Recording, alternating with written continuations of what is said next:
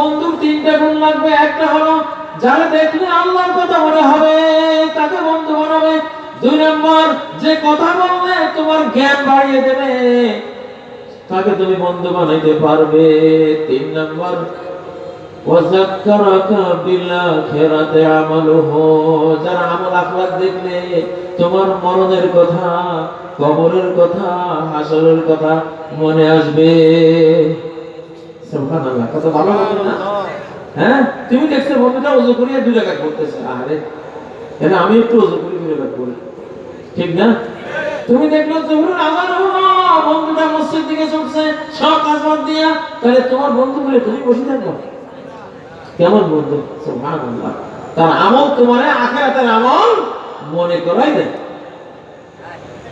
ও ভাইয়া, রাস্তায় 10,000 টাকা পাইছে, বন্ধুটা পাইয়া আরে কোন লোকে 10,000 টাকা হারাইছে, তাহলে বিজ্ঞপ্তি দিতে হবে। ফেসবুকে বিজ্ঞপ্তি দিছে যে বেশ কিছু টাকা পাওয়া গেছে, আমি অমুক জায়গার, আমি অমুক, আমার সাথে যোগাযোগ করে টাকার পরিমাণ বলে নিয়ে নেন।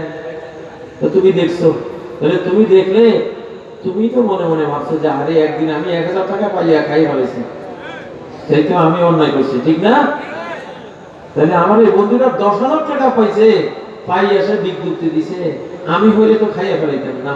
তাইলে তো আমার এই বন্ধুটা কত ভালো বলবো, কারণ এগুলি পরকালে উঠবে। পরকালে কি কার মান আমি খাইলাম, আখিরাতে যদি আল্লাহ জিজ্ঞাসা করেন কি জবাব দেব?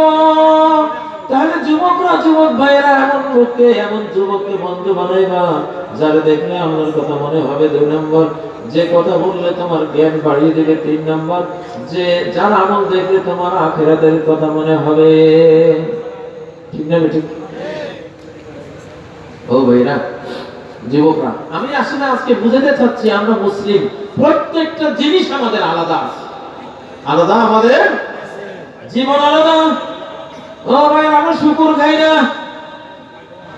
আমরা কুকুর খাই না, বাংলার গোশত খাই না, আমরা বিড়াল বিড়াল খাই না, আমরা কি খাই? ভেড়া পবিত্র জিনিস, দুম্বা পবিত্র জিনিস, গরু মহিষ হরিণ পবিত্র জিনিস, আমরা পবিত্র খাই, ঠিক না বেটি? তাহলে আমাদের খাওয়ার মধ্যেও বাদ বিচার আছে। কাউয়ে কিনে খায়, সব খায়, কবুতরে সব খায়, কবুতরে খুব ভালো জিনিস বাছাই করে করে। আমরা কবুতরের জাত না কাউয়ের জাত? হ্যাঁ, কবুতরের জাত, ভালো জিনিস খায়। কুলু মিনাত তাইয়্যিবাতি ওয়া'মালু সালিহাত, তাইয়্যিবাত খাও, ভালো জিনিস খাও। তুমি মহাকাশের পাখি, জান্নাত থেকে উড়ে এখানে এসেছো, আবার উড়ে চলে যাবা। তোমার রুটে একটা পাখি, তুমি যখন ঘুমাও, তুমি যদি মুমিন হও আর ওযু করে ঘুমাও, রূহ নামক পাখিটা, আত্মা পাখিটা তোমার আল্লাহর আরশের নিচে চলে যায়। ওযু অবস্থায় ঘুমিয়েছো, আরশের নিচে সিজদা করে আল্লাহকে।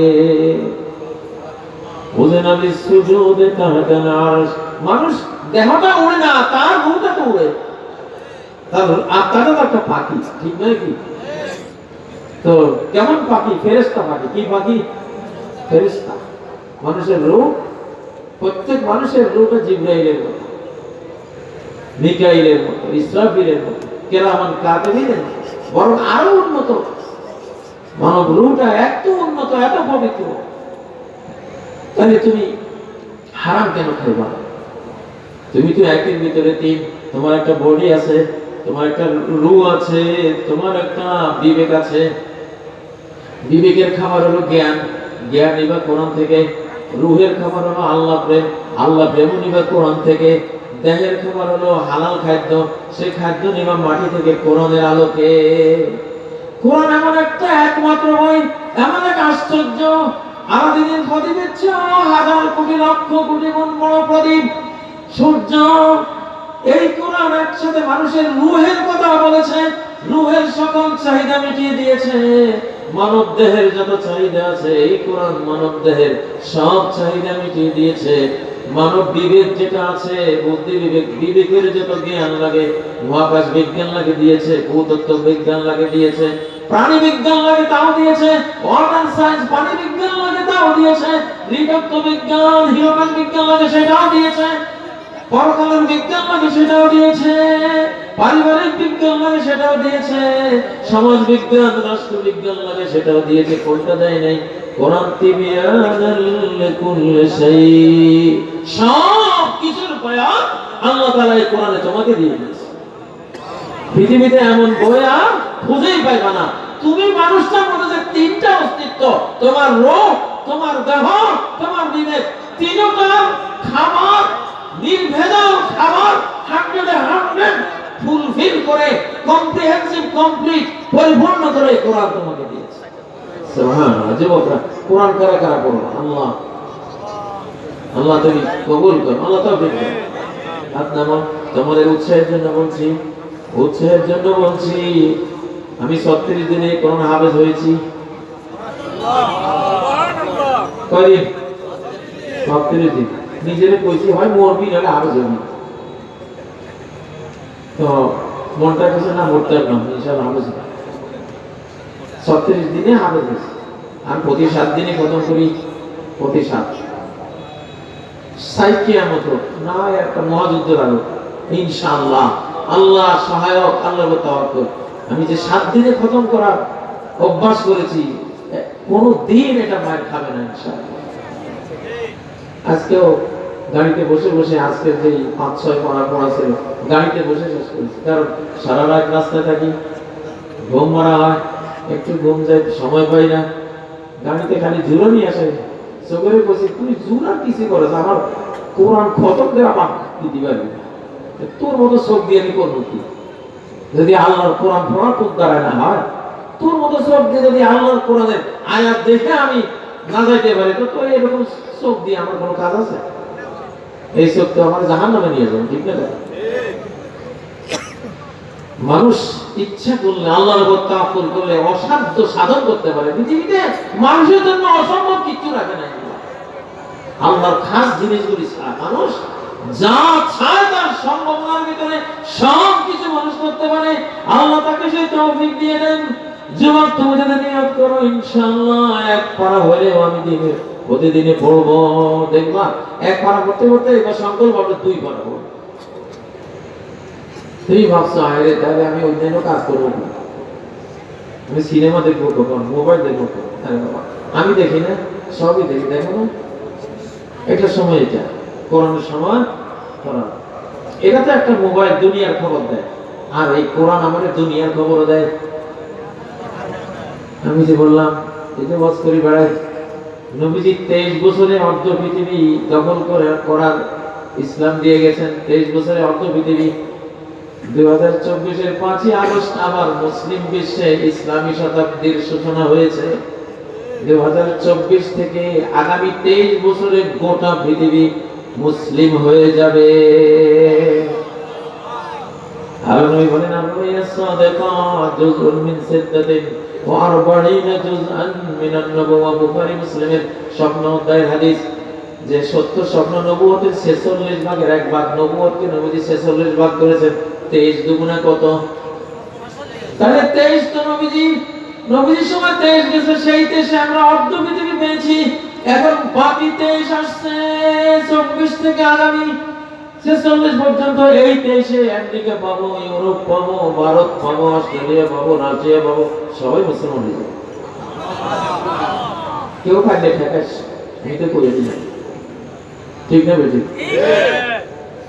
ঠেকাতে পারতো না কেউ, তারাই মুসলমান হয়ে যাবে ইনশাআল্লাহ। ইসলামের এমন জ্ঞান, বিজ্ঞান, সব বিজ্ঞানীরা ইসলাম কবুল করে ফেলতেছে, সব বড় ডক্টররা মুসলিম হয়ে যাচ্ছে, ইতিহাসবিদরা মুসলিম হয়ে যাচ্ছে। কারণ যেখানে হাত দেয় সেখানে সত্য, যেখানে হাত দেয় সেখানে তাকে কোরআন অব্যর্থ। আজ পর্যন্ত একটা বিন্দু বিসর্গ এই কোরআনের কোন বিজ্ঞানী ভুল ধরতে পেরেছে? বরং কোরআনের ভুল ধরার নিয়ত করে কোরআন পড়তে গিয়ে নিজের ভুল আবিষ্কার করে মুসলমান হয়েছে। মরিস বুকাইলি, ঠিক না বেঠিক? প্রফেসর কিট মোর, ওই যে ভ্রূণতত্ত্ব বিজ্ঞানী, যে বিজ্ঞানী যেখানে কোরআন পড়তে যাবে মুসলমান না হয়ে উপায় নেই, যদি কপালে হেদায়েতটা থাকে। ও যুবকেরা, নিয়ত করো ইনশাআল্লাহ যে আমি এই বুড়া হুজুর, আমি 65 বছর বয়সে যদি 7 দিনে খতম করতে পারি, তোমার বয়স তুমি 21 বছর। হ্যাঁ, আমি আরেকটা কথা কই, আমার এখন কেমন দেখছো? আমি যদি আরো এই পৃথিবীতে 25 বছর থাকি, আল্লাহ যদি হায়াত দেয়, এরকমই দেখবো। আমরা তুমি দেখতে না, আমি বুড়ো হয়ে গেছি কেন? এই কোরআন আমাকে বুড়ো হইতে দেবে না ইনশাআল্লাহ। ইল্লাল্লাযীনা আমানু ওয়া আমিলুস সালিহাতি ফালাহুম আজরুন গায়রু মামনুন। যারা ঈমান আনে, আমলে সালেহ করে, কোরআনের জিন্দেগি যাপন করে, তাদের জন্য নিরবচ্ছিন্ন অনিশেষ, শেষ হবে না, এইরকম বিনিময় রয়েছে, পুরস্কার রয়েছে। তুমি 80 বছরের একজন হিন্দু বুড়ি নাও, 80 বছরের একজন মুসলিম বুড়ি নাও, যদি তোমার আশপাশে থাকে, তুমি দেখবা 80 বছরের মুসলিম বুড়িটা দেখতে কত দোয়া আসে, মনে করো ফেরেশতা। 80 বছরের হিন্দু বুড়িটাকে দেখো, ভাঙ্গিয়া স্কুলে আটকে হবে, কিচ্ছু নেই।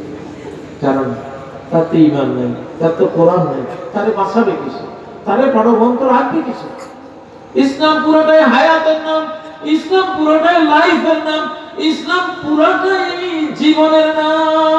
সালাত একটা জীবন, যাকাত একটা জীবন দানকারী জিনিস, রোজা একটা জীবন, হজ একটা জীবন, সুবহানাল্লাহ একটা জীবন, আলহামদুলিল্লাহ একটা জীবন, একটা লাইফের নাম। আল্লাহু আকবার, নারায়ে তাকবীর, দাও না নারায়ে তাকবীর, দাও না আল্লাহু আকবার। নারায়ে তাকবীর একটা জীবনের নাম। ও ভাইরা, প্রত্যেকটা লা হাওলা ওয়ালা কুওয়াতা ইল্লা বিল্লাহ একটা বেঁচে থাকার নাম, একটা জীবনের নাম, লাইফ সাপোর্ট একটা বস্তুর নাম। পুরো কোরআনের প্রতিটি আয়াত একটা জীবন, প্রত্যেকটা হরফ একটা জীবন, প্রত্যেকটা শব্দ একটা জীবন। তোমাকে একটা জীবন বাড়িয়ে দেবে, জীবনকে তোমার প্রাণবন্ত করে দেবে, জীবনকে জীবনময় করে দেবে, শক্তিময় করে দেবে। কোরআন আলাদা কখনো ব্রেন স্ট্রোক করে না, হার্ট অ্যাটাক করে না। প্রকৃতভাবে যারা কোরআন পড়ে, সৌদি আরবের সবচেয়ে বড় হাসপাতালে ডাক্তার বলে, আমার এই হাসপাতালে আমি বাদশাকে আসতে দেখেছি, মন্ত্রীকে দেখতে এসেছি, দেখেছি বড় বড় শিল্পপতি সবাই আসছে, কিন্তু কোরআন ওয়ালা করে দেখি না। বরং সেই রোগীর কোনো চিকিৎসা নাই, আমি ফেলিওর হয়, সেই রোগীকে আমি কোরআন ওয়ালার কাছে পাঠাই, দেখি যে কিভাবে কি করলো, আমার রোগীটা সুস্থ হয়ে বেরিয়ে আসলো। সুবহানাল্লাহ। আমার বাবা মাওলানা আব্দুল গনি রাহিমাহুল্লাহ সয়ানি মাদ্রাসায় পড়াইছেন, ওনার কত ছাত্র আছে, মাওলানা আব্দুল গনি রাহিমাহুল্লাহ ইসলামী আলিয়া ছিলেন, 86 বছর বয়স। যেদিন মারা গেছেন, হাফেজে কোরআন ছিলেন। কেমন হাফেজ ছিলেন?